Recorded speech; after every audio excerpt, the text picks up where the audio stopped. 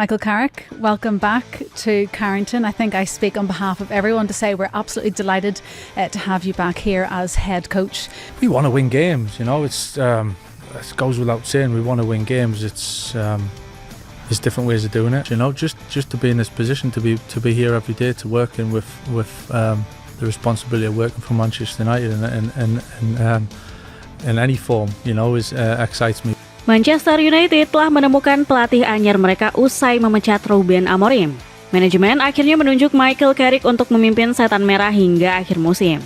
Ineos lebih percaya pada sosok 44 tahun ini ketimbang Ole Gunnar Solskjaer. Selain itu, Sir Alex Ferguson juga dikabarkan lebih mendukung Carrick dibanding Ole. Berbicara filosofi permainan, Carrick masih punya sisa-sisa DNA kejayaan Setan Merah di era Sir Alex Ferguson. Namun, ia juga punya skema yang mirip dengan Amorim. Ini bakal membuat adaptasi para pemain harusnya bisa lebih mulus bersama gelandang pujaan Old Trafford ini. Bagaimanakah prediksi taktik dan starting line-up baru Manchester United di bawah Michael Carrick? Manchester United akhirnya memilih Michael Carrick. Pencarian pelatih baru Manchester United akhirnya menemukan titik terang. Setelah move on dari Ruben Amorim, The Red Devils akhirnya memilih Michael Carrick. Legenda United ini lebih unggul dari kandidat lainnya, yakni Ole Gunnar Solskjaer. Lantas, apa yang membuat manajemen lebih memilih Carrick dibanding Solskjaer? Bukankah secara pengalaman di dunia kepelatihan Solskjaer jauh lebih matang? Dilansir dari The Athletic, manajemen Setan Merah awalnya punya 3 kandidat untuk menjadi pelatih interim. Carrick, Solskjaer, dan satu lagi adalah Ruud van Nistelrooy. Semua nama ini punya satu persamaan, yakni mereka semua berstatus sebagai legenda klub. Jason Wilcox selaku direktur olahraga United ingin mencari pelatih interim yang sudah paham luar dalam klub. Maka pilihan pada ex-pemain terbilang masuk akal. Pelatih interim ini bakal bertugas menjadi jembatan untuk pelatih permanen di musim panas nanti. Solskjaer awalnya adalah kandidat favorit yang akan dipilih manajemen. Ia dihormati para pemain karena statusnya sebagai legenda. Solskjaer juga punya kenangan manis di kalangan fans karena dianggap sebagai pelatih yang paling mendekati Sir Alex Ferguson dalam hal gaya permainan dan caranya menangani para pemain di ruang ganti. Namun, satu hal yang dianggap kurang dari Solskjaer adalah kejeniusannya dalam meramu taktik. Bahkan ex-rekan Solskjaer semasa bermain di United yakni Paul Scholes pernah melontarkan kritik tajam. Scholes merasa taktik Solskjaer sering keteteran saat menghadapi klub-klub top Eropa. Gelandang kesayangan Sir Alex ini menilai Setan Merah di era Ole cuma tampil apik saat menghadapi klub-klub kecil. Bagi orang awam, taktik Ole sering dipuji hebat, penuh dengan kegembiraan dan gol. Namun saya realistis tentang apa yang akan datang.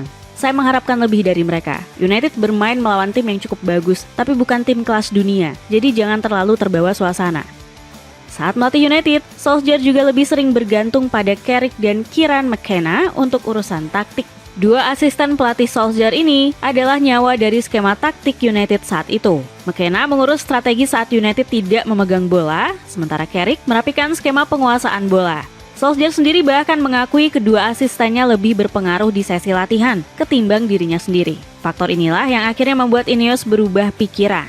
Ineos menilai memilih Solskjaer justru akan membuat klub mundur beberapa langkah. Sementara jika memilih Carrick, United tetap punya pelatih karismatik yang berstatus legenda klub dan punya kejeniusan meramu taktiknya sendiri. Selain itu, Carrick juga lebih legowo menerima job sebagai pelatih interim. Ia paham Ineos akan mencari juru taktik top yang lebih banyak tersedia usai Piala Dunia 2026. Sementara Solskjaer menginginkan lebih dari sekedar pelatih sementara. Manajer asal Norwegia ini berharap Ineos akan memperpanjang kontraknya setelah musim 2025-2026 berakhir. Hal ini dikonfirmasi langsung oleh David Ornstein, salah satu jurnalis paling kredibel di Premier League. Ole represented to Manchester United's hierarchy a lot of what had happened previously, of course, because of his background, and perhaps some of them felt it was too big a step backwards, with no disrespect to Ole at all, and Carrick less so. Also, I think from Ole's perspective, and it kind of came out in reporting, but he was very keen to see this as more of a permanent thing, because he is a manager in his own right. Lantas, apakah keputusan Ineos memilih Carrick ketimbang Solskjaer sudah tepat? Memangnya apa yang bisa dilakukan Carrick untuk Setan Merah dalam 4 bulan ke depan? menyempurnakan skema peninggalan Ruben Amorim. Setelah mengetahui kronologi penunjukan Michael Carrick, sekarang kita bakal masuk ke filosofi permainannya. Sebagai pelatih, Carrick sering mengandalkan skema 4-2-3-1. Pakem ini sudah ia pakai saat menggantikan Ole Gunnar Solskjaer di Manchester United pada 2021 silam. Fakta uniknya, Carrick saat ini masih menjadi pelatih dengan rekor kemenangan terbaik di sejarah Setan Merah. Saat menggantikan Solskjaer di musim 2021-2022, Carrick memimpin Setan Merah dalam 3 laga, yakni menghadapi Villarreal, Chelsea, dan Arsenal. Hasilnya, Carrick membawa Manchester Merah menang 2 kali dan imbang 1 kali. Pencapaian ini bikin Carrick punya rekor kemenangan 67% sebagai pelatih The Red Devils. Kembali ke filosofi Carrick, ia sangat menyukai skema 4 back. Bersama Middlesbrough, ia hanya 6 kali memakai formasi selain 4-2-3-1 atau 4-4-2. Namun jangan terkecoh dengan gambaran formasi di atas kertas tersebut. Jika kita melihat lebih dalam ke situasi pertandingan, Carrick sebenarnya punya kesamaan dengan Ruben Amorim. Ya, boleh dibilang Carrick bisa menyempurnakan warisan 3 back yang sudah ditinggalkan Amorim. Saat pertandingan berjalan, Carrick sering meminta para pemainnya membentuk skema 3-2-5 dari formasi awal 4-2-3-1. 2 back tengah akan bergeser lebih melebar, kemudian back sayap kanan turun lebih dalam. Ketiga pemain ini langsung membentuk shape 3 back di lini pertahanan. 2 gelandang poros tetap mengambil posisi di tengah untuk menjadi posisi umpan. Kemudian di sepertiga akhir lapangan, Carrick meminta para pemainnya mengepung pertahanan lawan. 5 pemain naik tinggi ke depan untuk menciptakan variasi serangan. Back sayap kiri, winger kiri, gelandang serang, winger kanan, dan striker tengah mengambil posisi nyaris sejajar. Skema ini sangat mirip dengan apa yang ditampilkan Amorim selama melatih United dan Sporting CP. Dalam beberapa analisis, skema 3-2-5 Carrick saat menyerang juga bisa disebut terinspirasi dari Xavi Hernandez. Saat menangani Blaugrana, Xavi juga sering memakai skema ini. Perbedaan mendasar antara Carrick dan Amorim hanya terletak di peran bek sayap. Jika Amorim sangat radikal menyuruh kedua bek sayapnya naik ke depan, Carrick hanya memilih salah satu bek sayap. Secara gaya permainan, Carrick lebih menyukai anak asuhnya menguasai bola lebih banyak. Dilansir dari Opta, Middlesbrough asuhan Carrick sabar membangun serangan dari belakang. Namun filosofi bermain sabar dan menguasai bola ini jelas akan kurang disukai fans United, terutama para legenda klub. Amorim berusaha membuat Setan Merah bermain dengan cara seperti ini. Sampai akhirnya sang penyair dihajar habis-habisan oleh komentar pedas Gary Neville. Ya, Neville selaku pandit Sky Sports yang gagal total di dunia kepelatihan itu, menyebut taktik Amorim tidak cocok dengan DNA Setan Merah. United harus mencari pelatih yang cocok dengan DNA klub. Amorim bukan orang yang tepat. Saya sangat bangga dengan DNA United. Sepak bola yang penuh dengan berani, mendebarkan, percaya pemain muda dan menghibur penonton. Tegas Neville. Beruntung Carrick bisa membungkam omongan ex-rekan satu timnya tersebut. Selama melatih Middlesbrough, ia tidak hanya mengandalkan penguasaan bola semata. Di era Carrick, Middlesbrough bakal menyerang lawan dengan sangat cepat jika ada kesempatan. The Borough sangat presisi memanfaatkan situasi counter attack untuk langsung melukai lawan. Selain masalah formasi, Carrick dan Amorim juga punya satu kesamaan yang belum banyak diketahui orang. Keduanya adalah sosok yang sangat memegang teguh filosofi permainan mereka. Mari kita lihat statement yang disampaikan oleh Carrick berikut ini. There's a constant question and balance of what's the right thing to do. I'm not going to change the style of play because it's what I know, it's what I believe in.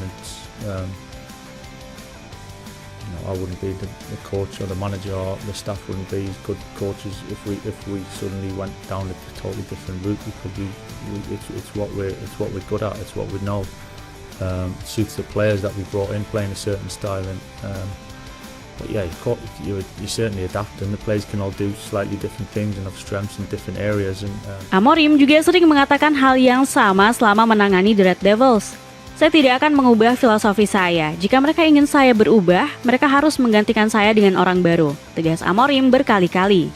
Ya, akhirnya Ineos lebih memilih untuk mendepak sang penyair ketimbang bersabar menunggu filosofinya benar-benar matang di Manchester United.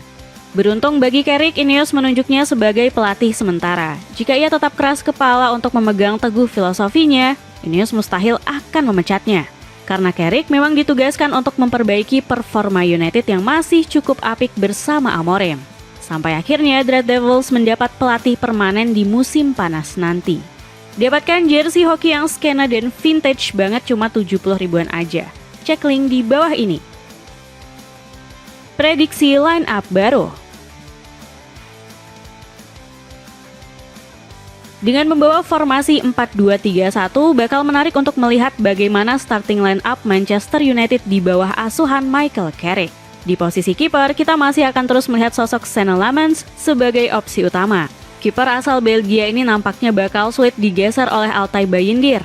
Lammens diprediksi tetap menjadi favorit Carrick karena kemampuan distribusi bolanya. Sejak menangani Middlesbrough, Carrick selalu memilih build-up pendek ketimbang langsung mengirim umpan panjang. Di posisi bek tengah, Carrick bakal lebih pusing menentukan duo penjagal pertahanan terbaiknya. Jika melihat gaya permainan pelatih asal Inggris tersebut, Eden Heaven dan Harry Maguire bakal lebih cocok mengisi dua pos ini. Heaven meskipun masih ringkih saat bertahan, tapi punya ketenangan ketika menguasai bola. Jebolan Akademi Arsenal ini bisa dimaksimalkan Carrick sebagai distributor utama dari belakang. Sementara Maguire bakal menjadi tukang sapu bola serta pemimpin di jantung pertahanan. Matthijs de Ligt juga bisa mengisi peran ini jika sudah sembuh dari cedera. Beralih ke sektor bek sayap, Carrick harus memutuskan komposisi terbaik. Selama ini posisi tersebut adalah titik lemah Manchester United yang sering diincar lawan. Diogo Dalot harusnya sudah tidak punya tempat di starting line up. Dalot acap kali membuat blunder konyol di lini pertahanan atau gagal menyelesaikan peluang emas. Untuk mengisi posisi bek sayap kanan, Carrick mungkin bisa memilih Amad Diallo. Potensi besar duet Amad dan Bryan Mbeumo di sektor kanan saat masih dilatih Ruben Amorim terlalu sayang untuk dirombak. Kedua pemain ini selalu menjadi momok menakutkan dari serangan United. Skema Carrick yang hampir mirip dengan Amorim bisa memberi peluang untuk Amad bermain di bek sayap kanan. Carragher sendiri sudah pernah memuji talenta Amad saat menjadi asisten Ole Gunnar Solskjaer. Amad sangat bertalenta, dia bagus di ruang sempit dan begitu lengket saat menguasai bola, tegas Carrick. Di posisi bek sayap kiri, Luke Shaw harusnya menjadi andalan Carrick menggantikan Patrick Dorgu. Beralih ke lini tengah, duet Bruno Fernandes dan Casemiro harusnya masih jadi yang terdepan. Bruno memang bisa kembali bermain di sektor nomor 10 dengan formasi 4-2-3-1. Namun United sulit melakukan progresi dari tengah saat Bruno bermain lebih tinggi. Sebenarnya Carrick bisa saja menduetkan Casemiro dan Kobbie Mainoo. Namun jebolan Carrington ini masih belum kembali ke performa terbaiknya seperti saat dilatih Erik ten Hag. Mainoo juga nggak punya kualitas dan jangkauan passing sebaik Bruno. Beralih ke 4 pemain depan, skema terbaik adalah memasang Mason Mount di posisi nomor 10, Matheus Cunha di winger kiri, Bryan Mbeumo tetap di winger kanan, dan ujung tombak dipercayakan pada Benjamin Sesko. Celana pendek buat gym ini lagi diskon beli 1 gratis 1. Buruan cek linknya sebelum kehabisan. Dengan skema dan prediksi starting baru ini, akankah Manchester United bakal lebih gacor bersama Michael Carrick?